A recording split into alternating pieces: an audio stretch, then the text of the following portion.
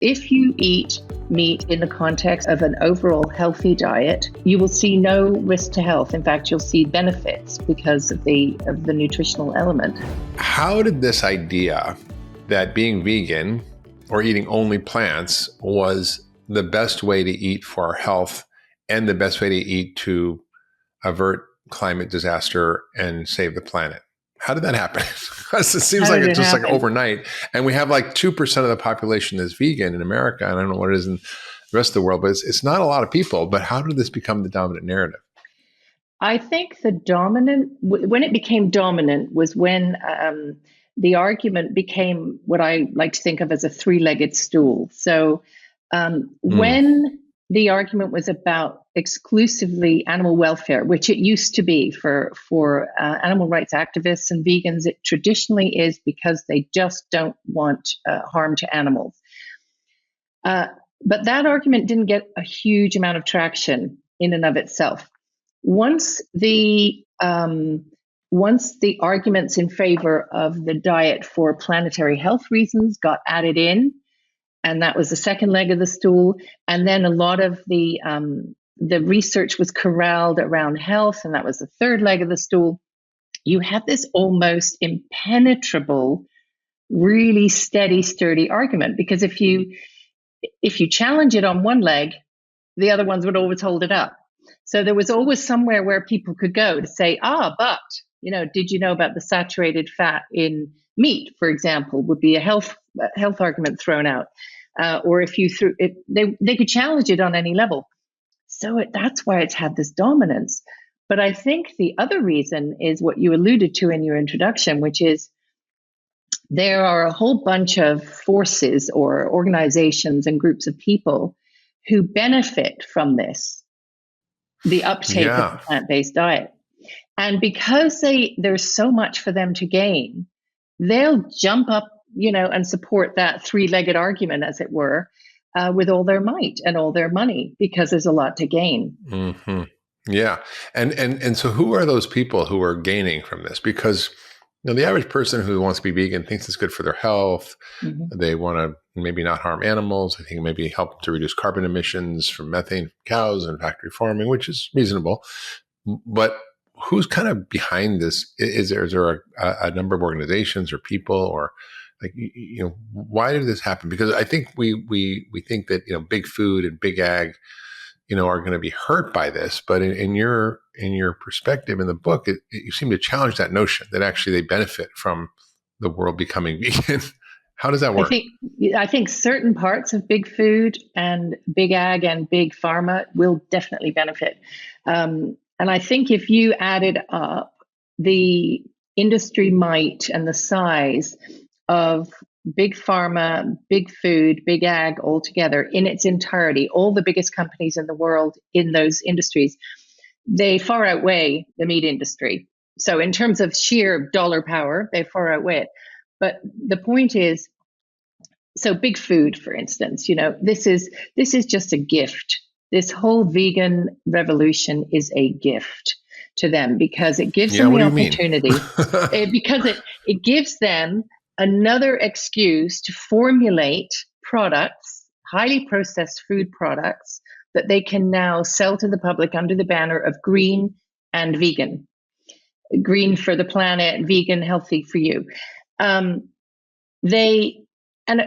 I've worked with large corporations before. For 15 years, I was a management consultant. I was advising companies on growth and profit strategies.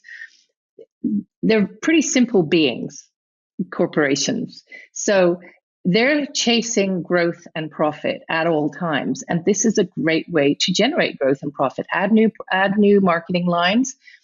They're highly profitable because you charge more. It's well known that these vegan processed foods are more expensive than their counterparts in meat and dairy and vegetables, fresh food. So, that's to me, that's a no-brainer. That is the driving force. Now, are there some within those big food corporations that truly believe that this is better for the planet? Maybe they do. And they're certainly going to latch on to that idea. That is also a gift to them. That argument gives them a green light. And there's also some big companies that are pushing this narrative, like Impossible Foods, which Mm-hmm. I've had some relationship with through various interactions with the CEO, Pat Brown, who's a Stanford physician, very smart guy who developed this product. And I think you see it everywhere. I see it on menus at Burger King and restaurants. It's really quite pervasive now as this health food. And his view is we should eliminate all animal products from the planet, and we should not have any animal agriculture, which I think could have disastrous consequences. And I'd love you to explain that. And there's other large sort of efforts to sort of stake a claim that being vegan is the healthiest way to live through movies like Game Changers, which is a very powerful movie, very well done, very convincing, especially if you don't have any experience on the science end of it. So can you talk about, what the problems with those two kind of big movements are around pushing the plant-based narrative? It's interesting that you mentioned Game Changers. I'll go to that first because it was actually that movie was the tipping point for me in deciding to write the book. Because previous to that, around about 2019, I had noticed that the messaging in favor of plant-based was getting ever stronger. I also noticed that a lot of the facts which were being used to support it were wrong. And I thought, well, if those are wrong, there might be others that are wrong. So that's when I started to do my research. And I didn't know what I was going to do with the research. It was maybe initially for me, my family, maybe some articles. And then Game Changers came out, and I thought, this is really dangerous now, because so many young people on the back of that movie decided to try veganism. They decided it was the best way. They were persuaded by the evidence, but it was really non-evidence. If you go through it piece by piece, it's really not evidence. And I thought, okay, we need a book on this. We need somebody to speak out loud and clear in definitive terms about this not being the answer. So Game Changers was a big tipping point for sure. What were the problems with that movie? Because it seems so convincing, right? It does seem so convincing. And well, there's a fellow, I don't know if I wanted to be vegan after watching that movie. Did you? Well, there's a fellow who's done a comprehensive analysis of every single study in the film. His name is Tim Reese. I don't know if you've heard of him or had him on your podcast. Yes. He's a very, very bright nutritionist. And he wrote a 3-parter which dissected every piece of evidence and proved that none of that evidence actually argued in favor of a plants-only diet being better for our health. There were certainly some studies which showed that there were some benefits from some plants. And who doesn't believe that? We all know that. We all know that plants have nutrients and antioxidants and polyphenols and all of those things. So, but it was this notion that it's only plants will save you, that he proved was absolutely wrong. But, he's very astute, and anyone who read that dissection, which I include part of in my book, I wanted to include the whole thing because I thought it was so brilliant. Anyone who's read that will be questioning the value of Game Changers. But, there are other organizations who have adopted it wholesale. So the American College of Lifestyle Medicine has given it a big thumbs up and provides it as a course for credits for medical professionals in North America, which is pretty frightening, actually, that a film of that quality or that low quality should be considered educational material for medical professionals. Yeah, it is concerning. I mean, I think James Cameron is an extraordinary filmmaker who was behind the movie, and he did Titanic and many other powerful movies.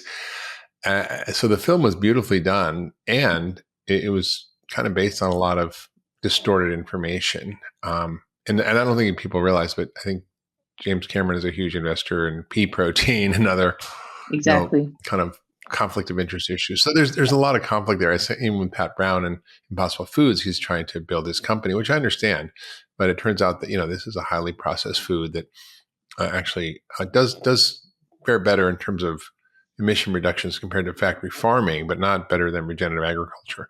And I think this is just this is just where all the nuances get lost. And I think it's just like meat bad, vegetables good. Meat bad, vegetables good. And it's this overarching narrative, but it's not being taken up everywhere. And it's interesting that in certain countries that are,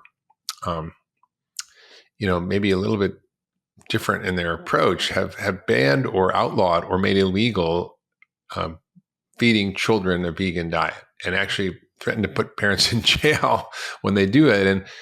And I think that's important to sort of unpack, because that's a pretty strong set of laws or regulations around kids and protecting kids. So why are these countries done that, and what can we learn from that? I have a couple of hypotheses about why it's different in Europe, continental Europe, than it would be in America and Australia, for instance. One of those would be that how do I put this? The influence of the Seventh-day Adventist dominated narrative is less strong in those countries than it is in America and Australasia. So, and we all know that the Seventh-day Adventists have forever, since they founded the church in 1863, have favored a meat-free diet. They've built corporations and a whole empire based on producing products that are meat-free, analogs and whatnot. They're very big believers in a high carbohydrate diet, and they have used their influence through dietetic organizations in North America. And that has fed all the way through to the dietary guidelines, and what dietary guidelines exist in America spill over into the UK. And so hence we have this very strong narrative running through American policy, British policy to a certain extent. Now, the Europeans are more independent of that. The other thing about the Europeans is, if you look at processed food consumption in those countries, it ranges around 10 to 20% of their diet versus 50 to 60 in places like the UK, the US, and Canada. So by definition, processed food companies have less power in those countries, less power to influence dietary policy, less power to look out for their own interests, in selling these kinds of foods and selling grain-based foods, which is what most processed food is. So I think those two things may have something to do with it. And then there'll be something about the European mentality, the kind of independent spirit which somebody in Italy might feel in control of their ancestral diets, and the kind of strong eating cultures, food cultures that exist in those countries. But Jayne, isn't it because the vegan diet is dangerous for kids, in that they're seeing harm, and there's evidence that eating a vegan diet as a child is actually bad for you? It's not just because they have a sort of a belief about it. They wouldn't make it illegal or put parents in jail for feeding their kids a vegan diet. Sorry if I wasn't clear about that. The evidence is there, but it's also there for Americans and Australians and the Brits, right? So what the Europeans are doing is looking at that evidence and saying, yes, we take that seriously, and we're going to legislate against it. We're going to recommend against the consumption of that diet. Whereas the same evidence, the same number of kids have died, all the newspapers, rather, in these other countries like America and the UK, have reported on these deaths of children from vegan diets and the dangers. But there are other forces stopping us from taking on board that information. So excuses are given. Excuses are given for that. The parents weren't doing it properly, etc. So how does, on the one hand, excluding animal products harm our health? And let's get into why vegan diets actually may be really nutritionally problematic. And as a doctor, I don't see this as a purely academic perspective. I have actually treated hundreds and thousands of people, thousands of thousands of people, many, many, many vegans, and have done extensive blood work and testing on them.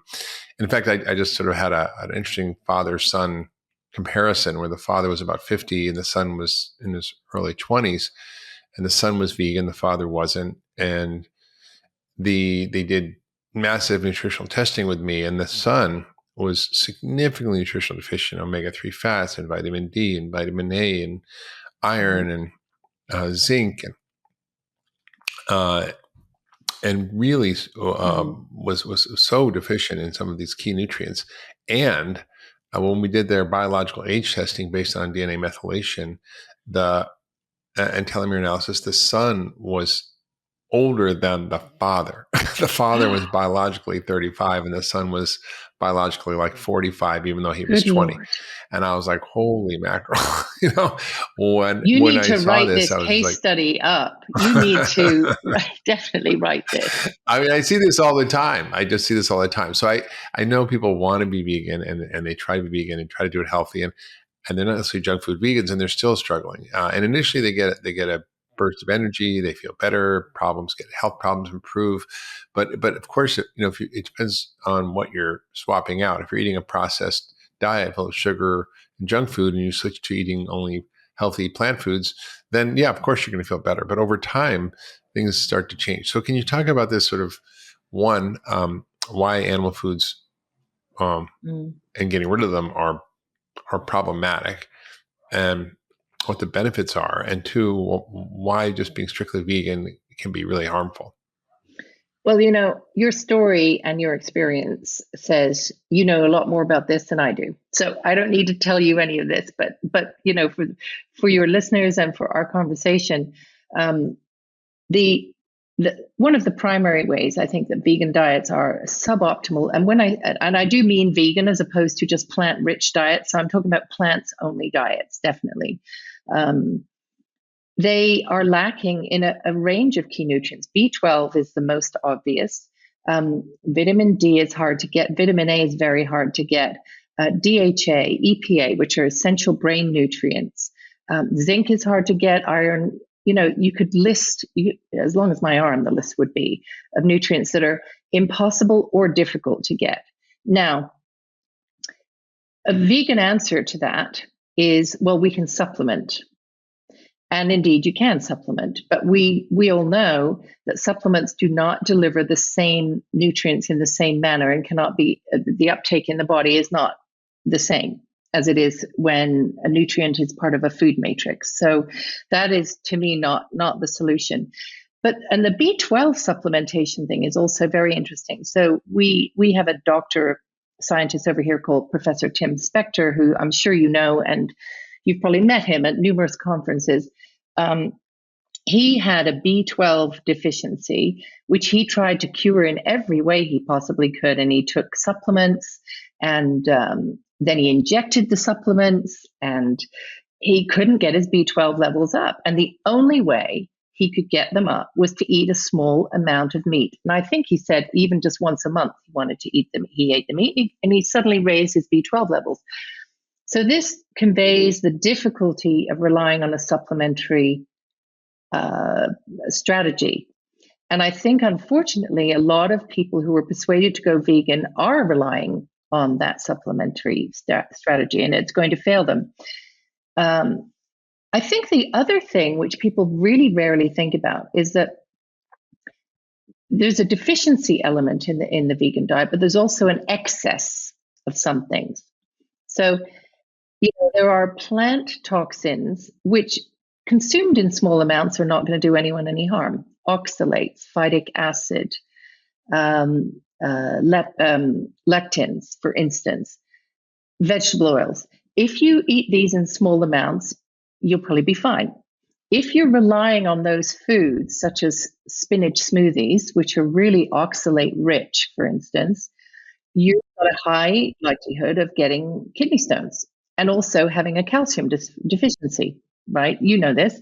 So I think we're so used to seeing plants as completely benign that we forget that there are very unbenign elements to them, which if you're only eating plants, you're going to obviously get more of those. So I think that's another way in which the vegan diet surprises people, and maybe is a less healthy diet than they expected. I think also the protein question is important. And I know you did an Instagram post on that yesterday. I saw that, or maybe it was the day before, about the difficulty of getting leucine in from plant foods. And leucine is one of those amino acids, which is difficult to get. In fact, the whole essential amino acid profile is difficult to get from plant foods. And so those foods have to be combined incredibly carefully. You have to eat exactly the right amount within the right time period and the right combination in order to get your amino acid profile. And in case listeners wonder, well, why is that important? Why is it important to have that full spectrum of amino acids? It's because the protein and the amino acids can't be synthesized in the body unless they're all there in the right amounts. And therefore, you're not getting the benefit of the protein. Therefore, you get a protein deficiency. So that protein is something maybe we take for granted because we're used to thinking that we have it in abundance and we've got it all sussed. And because people talk so casually about plant proteins being just as good, and they really are not just as good. They're not complete and they're not as bioavailable. And that's a fact, right? Yeah, I think it's not an accepted fact by much of the nutritional world. Unfortunately, I think when you look at the theories, and I think I was a vegetarian for over 10 years, based on the Diet for a New Planet, a really important book by Francis Lafay-Moore, wasn't it? Was that it? Yeah. Francis Lafay-Moore. Yeah, that was in the 70s, and it was very convincing. And if you combined, beans and grains, you would get complete protein, and it was plenty. And I think that belief is pretty hardcore in most of the nutritional world. And I think the movies like Game Changers and What the Health and others have really convinced a lot of people that they can do great. Now, I think I want to say up front, I have no objection to anybody being vegan. I don't think I have a moral judgment about it. But I think as a doctor and someone who really deeply understands the science and has looked at it for decades, and has treated thousands of patients on all sorts of varied diets, testing them for everything you can possibly imagine. I do see that there are challenges with people who stay on long-term vegan diets in terms of muscle mass, in terms of nutritional adequacies, and overall health. So initially, people feel better, but I think there's a downside in the long-term vegan diets for people if they're not really careful, and they need to, for example, supplement with jacked up amino acids with the right nutrients. And it's it's doable, but it's not easy, especially in our culture where it's not easy to get high quality nutrient dense plant foods. So that's a problem. People often chips and soda vegan. I mean, I was with a guy recently who was a vegetarian. He's like, I don't want to kill animals. And I'm like, okay, that's fair. By the way, though, you're 7 billion animals killed every year just through vegetables, growing vegetables through animal agriculture is destroying their habitats. 50% of birds are dead. We kill rabbits and mice and all kinds of animals when we are farming. It's just part of the fact of life of actually growing food. Part of eating. So you can't get away from it. And it is the life of a rabbit any less than the life of a cow. I don't think so, but that's maybe you can debate that. I think the actual challenge I see for people is that they're not able to sort of kind of navigate through this massive information, misinformation, what's true, what's not true, what does the science actually say? So take us a little bit through the science around this. I think you've written a lot about it in your book, and why we have kind of come to believe that animal foods are bad, and how they're actually not, and how they actually may be really critically important for our health. Well, the nutrients angle is one that we've just covered. That's why a good mix of animal foods and plant foods together will provide you the best insurance policy against a nutrient deficiency, is the way I think of it. And you have to think about your diet a lot less when you've got all those foods in it. You don't have to do the combining and the adding up and the counting and the supplementing. So that's one side of it. The other argument, which is often used, I think, to damn a meat-inclusive diet, an animal and dairy-inclusive diet, is the saturated fat argument. And this goes back a very long way to the 1950s, when it was first mooted that saturated fat would cause cholesterol to rise, which would lead to coronary heart disease.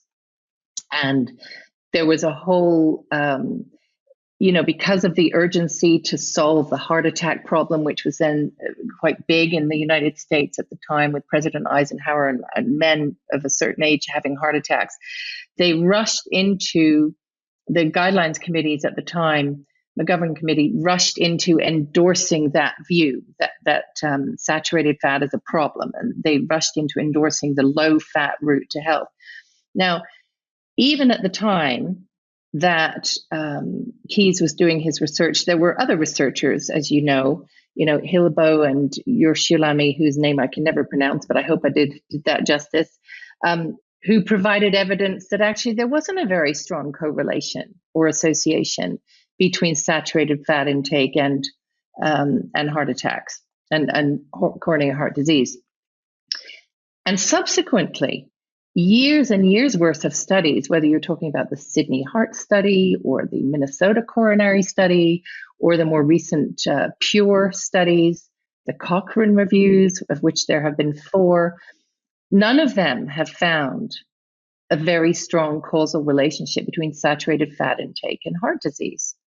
So we have all this data, and yet it doesn't get traction. It gets traction in the scientific papers, it gets traction amongst a certain part of the scientific community, but you will still read in the newspapers every single day, oh, this food is better for you because it has less saturated fat, as if that's a benefit and a bonus and everything else. So this is one of the reasons why it's so hard to make headway on the omnivore diet is healthy kind of idea, because people will always come back to what about the saturated fat? What about the cholesterol? So I think that's one very, very big driver. But there's also, I think, there's something which I'll call the epidemiology industry, which seems to have risen up. Yeah, let's talk about that. And it is always, I would say it's mostly slanted towards producing outcomes which favor plant foods. It's quite rare to see something that is slanted the other way. Now, that could be, and I suspect it is partly to do with funding coming from plant-based food companies and processed food companies towards the universities and then into the researchers. And it's also partly about a zeitgeist and a sort of groupthink, which is, everybody knows that plant-based is best, so let's keep doing research that's going to prove that it's best. It seems that groupthink can take over the research community, can't it? But I go through many studies in the book where the top line might indeed indicate some advantage to, say, longevity or cancer reduction from eating a vegan diet or a more vegan diet. But when you dig below the surface, you invariably find some very, very weak data. I have yet to see any papers where the hazard ratios, so the associations, are anything more than 1.2, 1.3 at most across the board. And we need to remember that hazard ratio. I don't think hazard ratio. What that is. So that would be, let's say, very simply put, if you eat carrots for the rest of your life, and then if you eat meat, the hazard ratio would be if we found that eating meat versus carrots gives you a 1.1 times greater chance of dying young, say. So that 1.1 is the hazard ratio. But it's a relative risk. You have a 10% increased risk of dying from eating carrots, basically. That's right. That's right. Yeah. And when that's played out again and again and again, those tiny hazard ratios are taken for granted as being definitive, and they're really not.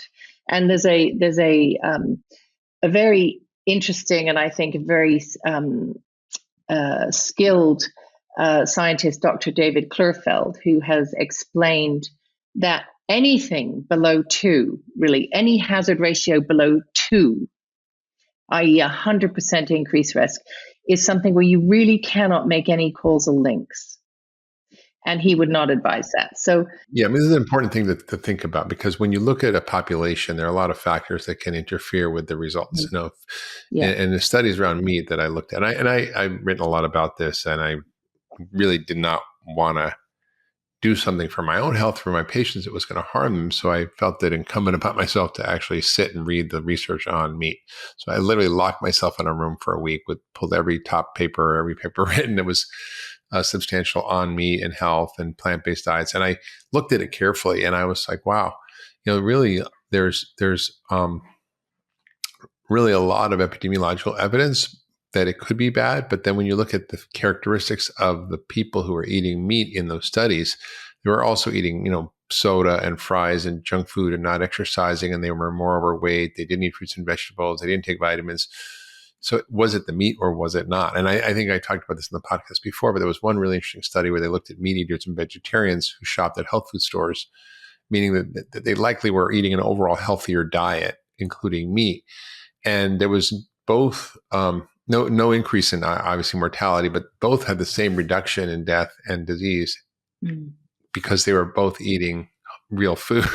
So I thought that was really fascinating to me. And I think, in your book, you quote a number of key scientists, Fred Provenza, Stephen Van Vliet, who've done some really interesting work about the benefits of eating meat in your diet and the sort of mythology around the epidemiology of this. So can you talk more about like why we have such a powerful negative view based on these meat studies, and what other studies have shown that kind of disprove the idea that meat is bad? Because there's a lot of people who can point to so many studies. It's guys like, Dr. Michael Greger, who's super vocal about this, has written, How Not to Die book, which I think everybody just got and looking. And there's such powerful narratives, and they quote all the science, and they seem so convincing, and it seems so right if you read it. Of course, like in watching Game Changers, you want to be a vegan. What does the science actually share with us about what it said? Share with us what it says and why it's so flawed, and why we need to sort of reconsider this narrative. Well, I think that the best summary of that science was contained in the paper that came out in 2019 by the Annals of Internal Medicine, 5 papers actually, which looked at all of the science together over many, many decades. And that paper was written and sponsored by, and participated in by Gordon Guyatt, who's the sort of guru of evidence-based medicine. So it had some good people involved in that. And they came to the conclusion that looking at all of the evidence, it was insufficient and not of high enough quality to draw any conclusions about the impact of meat eating on health, and that there was therefore no reason to recommend against it. Now, this is a Cochrane database analysis you're talking about? No, this was by the using the grade system, and it came out of McMaster University. So it was Guyatt, and it was the Annals of Internal Medicine, and it caused a big uproar. And you'll probably remember that. Yeah, there was a lot of criticism of that analysis. There was. Yeah, there was indeed. But because of the people doing it, I have, sometimes you have to look at where you're going to put your trust. And I think that was it. They used a good methodology, a very strong methodology, and they could not find anything against meat intake. Now, the other study which people often use as evidence that meat eating is bad for you is the WHO study from 2015, which purported to have studied 800 individual studies and come up with the conclusion that processed meat in particular was a risk for cancer, and that red meat was probably a risk for cancer.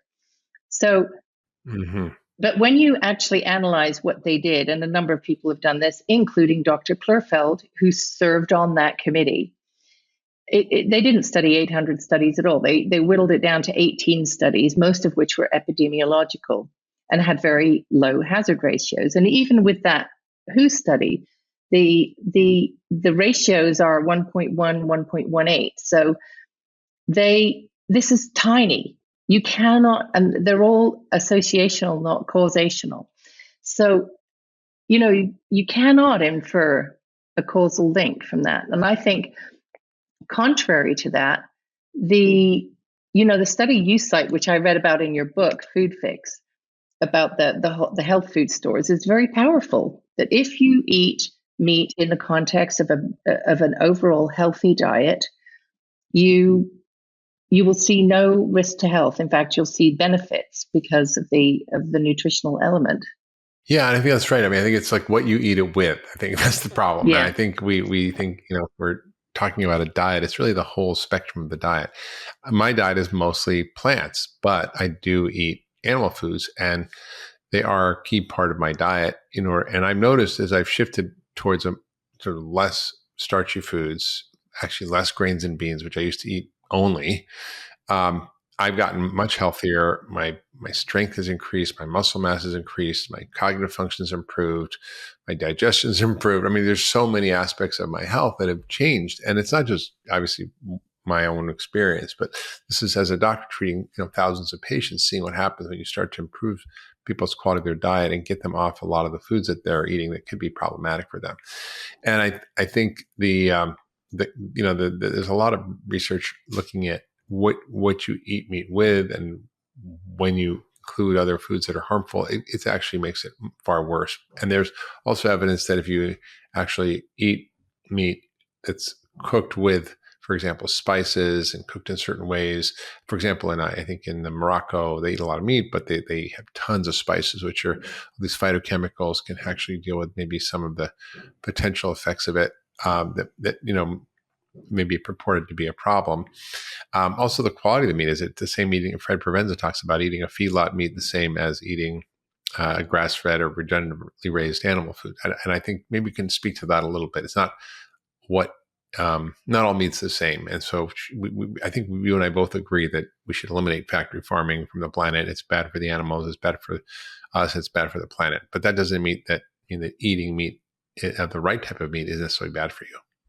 No, that's exactly right. And you're right. Fred Provenza and Stefan Van Vliet, who you also mentioned, have done research showing that the phytochemicals in meat that has been raised on a diverse pasture and managed in the correct way, those phytochemicals can be very significant, even sometimes matching the phytochemicals in the plants themselves that we eat. So there are those benefits from well-raised meat, aside from the very important benefit of, well, there are two other benefits to eating that kind of meat. One is it's better for the animals, so if you care about animal welfare, it's better for them.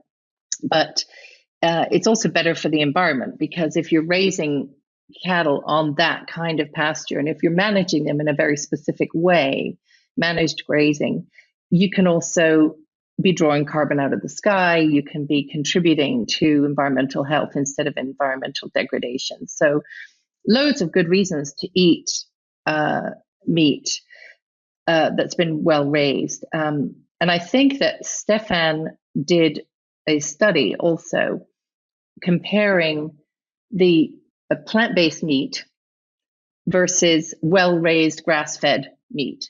And he found that 90% difference in what he called metabolites, which are the minute nutrients that we don't even think about or talk about most of the time. A 90% difference between those two products. So there clearly isn't, there's a lot of benefit from eating well-raised meat, and plant-based meats are not going to give you that same level of nutrients. Yeah, I mean, your book is quite impressive, Jayne. I think the amount of research you've done, the dissecting of all the controversy, the sort of talking about the way in which this sort of dominant narrative about veganism has taken over our culture, or the average person will think, yeah, of course, I may not want to be vegan, but it's definitely the healthier way to go. And it's based on a very shaky foundation. But you're right. If you've got those three legs of the stool, whether it's planetary health, human health, animal welfare, you take anyone away, it's hard to sort of argue with it, right? But to me, it's just sort of striking how powerful this narrative has become in the culture, in medicine, with nutritionists. I was speaking to a Harvard scientist, one of the sort of smartest guys in the world, and he's an expert in genetics, longevity, and I said, "What do you recommend for longevity?" He said, "Well, a vegan diet." I'm like, wow. I think that was just sort of striking to me that even the smartest people are so captured with this narrative. So on that, I was going to bring that up because longevity. We've had something come out in our paper just this week. I think it's called Food for Longevity Calculator. So it's a new calculator which has been generated to allow people to plug their numbers in and decide how much longer they can live by eating certain foods. Now, the recommendations as part of that calculator recommend 0 red meat. Okay. Then it turns out that calculator, the whole system, all of the science on which it's based came from the Global Burden of Disease, which is the GBD report, which comes out every few years. Now, you dig a little deeper and you realize that the Global Burden of Disease recently, and you'll be very aware of this, I'm sure, reported that eating any red meat was, I think they upped the risk factor for death by 36 times over their previous report with no explanation. So a bunch of scientists challenged this. One of them is Frederick Leroy. You probably are familiar with him. There were about 6 or 7 others who challenged the authors of this GBD report and finally got the admission that the red meat numbers were not reliable and not entirely evidence-based. So you think, okay, well, who cares? Who's listening to the GBD? Who's using it? Well, it's used everywhere. It's used everywhere to develop policy. It's used everywhere to develop these kind of calculators that then go into our Times newspaper and everybody reads them and says, okay, I won't eat any red meat. This is how it happens. You get bad studies, which people do not reveal. That it's not revealed widely enough just how bad they are. And they get folded in and used. And before you know it, you have like an unstoppable train, which is what we have right now. Feels like it's an unstoppable train. It really does. So how do we counter this? I mean, your book is sort of an attempt to do this, but you've got these big reports in Lancet, for example, Eat Lancet, which I think was good in many ways because it brought up the connection between the environment and our food system, but it was flawed in also many ways. And I kind of analyzed it. I was like, wow, the recommendations are we should all be eating plants and eliminating meat. And then if you read the fine print in the study, it says, except if, and it lists a whole bunch of people who just should not be doing this, including the elderly, the young, people who are sick, pregnant women, chronic illness, and so forth. Pregnant women. And so you're talking about probably 75% of the population who it's not good for. So it's such an internal contradiction. And then the thing I was so struck by was how much the food industry was behind this Eat Lancet Commission report. And a good friend of mine was really involved with this, who I highly respect, and who's a really brilliant physician.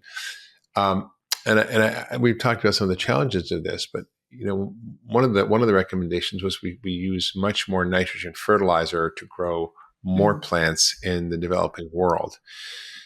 Tell us, why is this a problem, and why did this sort of study get it not quite right? Well, you said it. It got some things right, but it got so much wrong. I mean, the nitrogen and the fertilizer recommendation is just one tiny bit of it. But even that, you have to trace that back to who is supporting Eat Lancet, right? So there's this group of companies called Fresh, and there's about 30, 40 companies. They're all the big names in big ag and pharma and big food. And they are supporting the EAT recommendations. Now, why might they be? Well, big ag is definitely going to love that nitrogen recommendation and the fact that we need to rely on fertilizer. And Bill Gates has said the same thing. His book has a chapter on how we need to expand the use of chemical fertilizers around the world. Yeah. So it's no surprise why these companies are supporting this. But what is happening is that there's a revolution going on, I would say, in parallel to that. So you have all these sort of great big recommendations coming out of these well-funded policy advisory groups, whether it be Eat Lancet, whether it be the WHO, whether it be the World Economic Forum. They all sort of partner together and work together, and they all have they're singing from the same song sheet. And they might be saying, we need to increase food production by using more nitrogen. Okay. Below that, running alongside it in parallel, is the regenerative agriculture movement, which, with very little help, is proving that nitrogen, when it's used in excess, has ruined our soils, has ruined 40% of our soils in the world already. So they're completely degraded and we can't even grow anything on them. There comes a point where nitrogen cannot be taken up. Only 10 to 30% of nitrogen is taken up at any one point anyway by plants. So regenerative farmers know this. So they're using a different method, which is regenerative farming, and we can go into what that means, to build soil health, which then stores more carbon, stores more water, so it acts as a drought mitigation mechanism, and increases the nutrients in the food. Now, regenerative agriculture does not use external inputs. The whole point of it is it's using the soil microorganisms themselves and the interaction, the sort of plant microorganism bridge, which is what Christine Jones calls it. So we're using that to build soil health and to store carbon. But that's really bad news to your average agribusiness. It's really bad news, because if too many farmers get wind of that, if that becomes the revolution, then their business is, on the way out and on the way down. So it's clear to me that's why they're never going to support it. Why would they? Why would they? So when you said, how are we going to move change forward? I don't think it will be by working with those organizations. I think it will be by working in parallel at a grassroots level. And I think that is true of both health and human health and planetary health. I was having a conversation with some farmers and some nutritionists the other day about this, and all of us were in agreement of the fact that trying to change these sort of outputs of these big organizations is not going to work. You just have to keep working and proving that there's a better way. And farmers are doing that. So are low carb enthusiasts working to reverse diabetes and things like that. They're working despite the recommendations from governing bodies, policy bodies, right? They're working a lot below them and in parallel to them, which is a kind of, in a way, that's a bit depressing, but. So we've covered a lot of the health issues, and your book is really a treasure trove of the science, and it's quite detailed, and I think you've done a lot of the hard work of taking an honest look at what the science says, but it doesn't say, why the overarching mythology around plant-based diets being the answer to everything is flawed. The real question then becomes, what about the effects on climate, and what about the argument that animals are driving so much of climate change, and animal agriculture is so destructive, and why we need to eliminate it? For example, Pat Brown's narrative, and then talk about why it's so important to actually include animals as part of our agricultural system for planetary health. So it's kind of the opposite is true. And you quote Russ Conzer, who said, "It's not the cow, it's the how. How do we raise animals, and what impact does that have on their health, on the quality of the meat, and the quality of the soil, on the health of the planet and climate?" So can you kind of weave us through that story a little bit? I think it's an important thing, because we basically go cow farts and methane is bad, and We need to eliminate that, Oh, and get rid that's of the driving so cows. much Yeah, climate yeah, change. exactly. Yeah. I think it's important to recognize that the story around the emissions and the detrimental effect of cows on the environment has been marked by some very big flaws. One of those flaws is that emissions from livestock are exaggerated routinely. So, I think you mentioned earlier a documentary, Cowspiracy, which first put forward the idea that cows are responsible for 51% of methane, of all emissions, rather.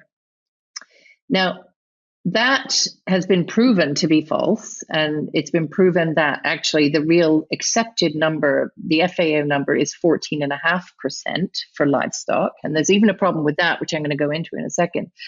But the Cowspiracy number persists in the public's imagination. Last year, some students were protesting on campus here about the serving of meat in university cafeterias, and they had this 51% all over their placards. So it clearly has stuck. And this is why people will throw that argument out and say, oh, of course we have to get rid of the cows. Well, yeah, if cows were really responsible for 51%, we better get rid of them, but they're not. The other thing you have to recognize about that 14.5% number, which is the accepted FAO number, is that it penalizes livestock in a way because it's a complete life cycle number. That means it takes into account everything that goes into raising that cow and getting that meat to the plate. The food that's fed to the cow, the way it's raised, then slaughter practices and distribution, etc. Now, you compare that to the transport number. The transport number is not a life cycle number. The transport number, which at the moment is 14% globally, is just a tailpipe emissions number. The same is true of the number for air travel, right? So and actually most of the sectors do not have a life cycle calculation. So suddenly we've penalized livestock farming because we're calculating everything, whereas everybody else gets a little bit let off the hook. Do you see what I mean? So these are the ways that these numbers are exaggerated. There's another way that the exaggeration comes into play, and that is with the use of the metrics to measure methane, the impact of methane. So current metrics is something called GWP 100, which estimates the climate changing effect of different gases according to an equivalent in CO2. Now, what that has done is it's overestimated the effect of methane from livestock, people feel. And so Professor Miles Allen, University of Oxford, has argued repeatedly, and others have as well, for the use of a different metric called GWP star, which would more accurately measure the impact of the methane. So all of these ways lead to a kind of overestimation of the benefit of getting rid of livestock. And because they're all used repeatedly, and because nobody digs into these numbers, that story persists. And really, all you have to do is look at the basic emissions numbers for a country like the US or the UK, industrialized countries, right? So here in the UK, dairy cows and beef cattle and sheep, so all ruminants of any kind, are responsible for about 7% of our emissions. 7. Very similar number in the US. It's even less in the US, I believe. Now, you compare that to the total emissions that are generated by energy use, transportation, commercial organizations, and domestic use, which is over 80%. And you think, well, why are we going for the 7% instead of the 80%? Yeah. Right? Right. Why are we focused on just cows and not fossil fuels, right? Yeah. And Miles Allen, again, highly respected scientist, has said, getting rid of the methane from livestock will have very, very little effect on global warming. Very, very little. what we have to do is address the warming from fossil fuels. And if we don't do that, he said, pretty much nothing else matters. That's quite definitive. I think that's a very powerful statement from a scientist who's serving on the IPCC, So that's the kind of why do we think cows are so bad? And incidentally, the methane argument is dragged up again and again. Yes, cows emit methane, but so does everything. Everything emits methane, including wetlands, which emit 20% of all methane. And yet somehow rice cultivation is a huge source, right? Is about 6%. So we never hear, or I've never heard anyone say, yeah, we need to drain all the wetlands, get rid of the beavers, and then we'll get our methane count down. We don't hear that, do we?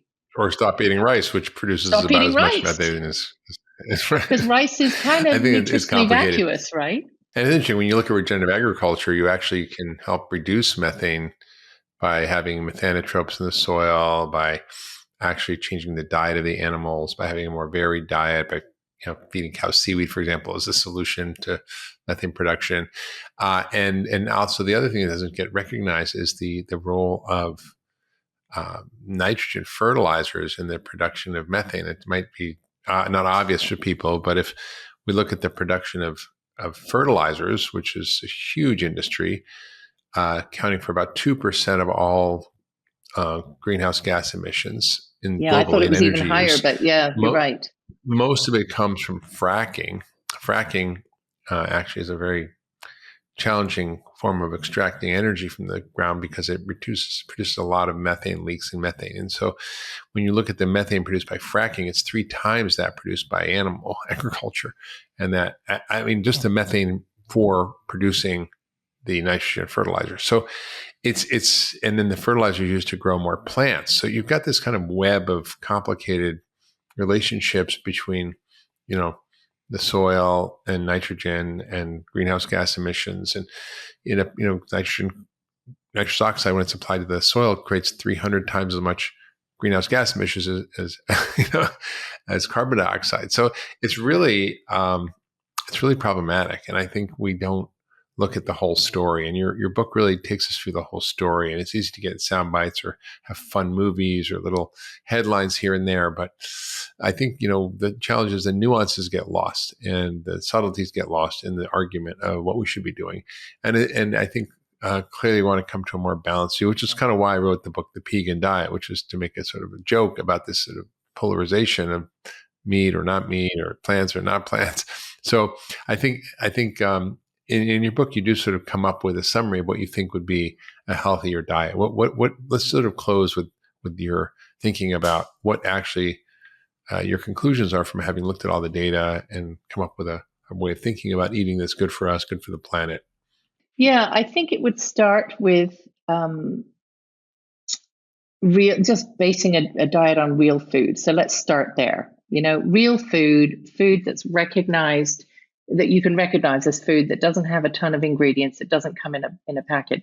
So that would be number one. So eat real food, reduce your consumption of ultra-processed food for nutritional reasons as well as reasons to do with the environment. I think people may not realize that when you look at the food footprint for the average person in the UK, for instance, if you added up the footprint of all the junk food, the sweets, the rice, the empty carbs, the stuff that really doesn't provide you with very much, and the food waste, that's almost as much as the footprint of meat and dairy.